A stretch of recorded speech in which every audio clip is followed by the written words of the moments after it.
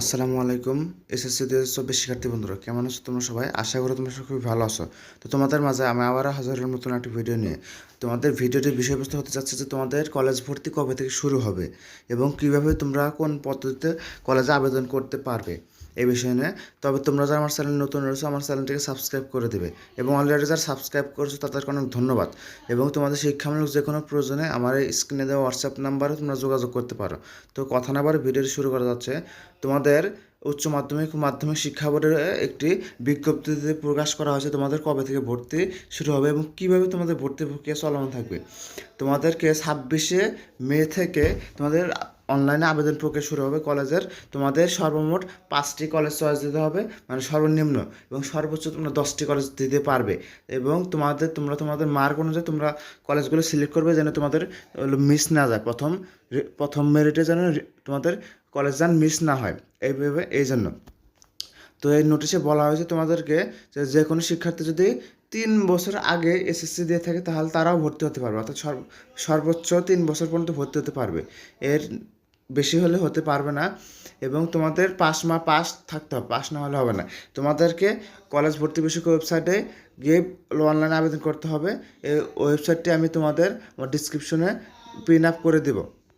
এবং তোমাদের এখানে বলা হয়েছে যে তোমাদের কোন এলাকায় কত ভর্তি ফি লাগবে এই বিষয়ে একটি কথা বলা হয়েছে, মানে নোটিশে তারা জানিয়েছেন যে সেশন চার্জ ভর্তি ফি গ্রহণ করবে। যেরকম ঢাকা মেট্রোপলিটন এলাকায় তোমাদের যারা বাংলা ভার্সন অর্থাৎ সাধারণে পড়ো তাদের জন্য 5,000, এবং ইংরেজি ভার্সন অর্থাৎ যারা ইংলিশ মিডিয়ামে পড়ো তাদের জন্য 5,000, মানে দুজনের জন্য 5,000। এবং ঢাকার মধ্যেই কিন্তু মেট্রোপলিটন, মানে ঢাকার পুরা বাংলাদেশের মেট্রোপলিটন এলাকায় বাংলা ভাষণের জন্য 3,000, ইংরেজি ভাষণের জন্য 3,000। এবং ঢাকা জেলার ভিতরে ঢাকা জেলা না, প্রায় সকল জেলার ভিতরে বাংলা ভাষণ 2,000, ইংলিশ ভাষণও 2,000। এবং উপজেলা বা মফসল, এর মফসল আমারও জানা নেই। উপজেলার ভিতরে তোমাদের 1,500 বাংলা ভাষণে, ইংরেজি ভাষণে 1,500। এছাড়া তোমাদের এখানে প্রতিষ্ঠানের ক্ষেত্রে, মানে নন এমপিও যেগুলো আংশিক এমপিভুক্ত, তাদের জন্য বাংলা ভাষণে 7,500, ইংরেজি ভাষণে 8,500।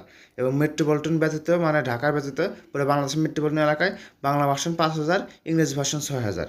জেলায় 3,000, 4,000, অর্থাৎ বাংলা ভাষণে 3,000, ইংরেজি ভাষণে 4,000। উপজেলায় বাংলা ভাষণ 2,500, ইংরেজি ভাষণে 3,000।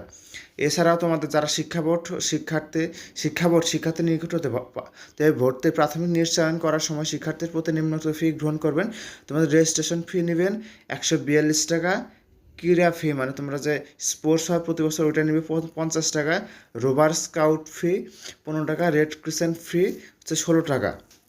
বিজ্ঞান ও প্রযুক্তি ফি নেবে 60 টাকা। বিএনসিসি, যেটা যে রোভার স্কাউটদের থাকে, ওটা 5 টাকা নেবে।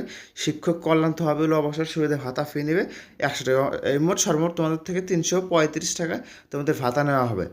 এছাড়াও তোমাদের বিভিন্ন মন্ত্রণালয়ের অধীনে থাকা বিভিন্ন সংস্থা কর্তৃক বিভিন্নভাবে শিক্ষকদের একটা হাত থাকে, মানে শিক্ষকদের একটা সুপারিশপ্রাপ্ত থাকে যে ওখানে কিছু দরিদ্র শিক্ষার্থীদের ক্ষেত্রে ওখানে একটু অর্থ কিছু কমিয়ে দেওয়া যায়।